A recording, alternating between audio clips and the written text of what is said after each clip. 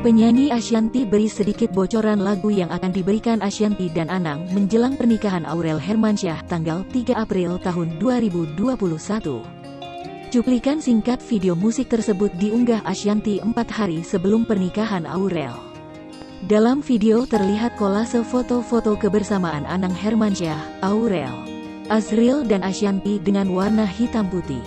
Kemudian muncul sosok wanita bergaun pengantin dengan rambut panjang tergerai yang diduga adalah Aurel. Ashanty menulis pesan menyentuh sebagai keterangan videonya. H4, menjelang akad muka, Aureli Hermansyah.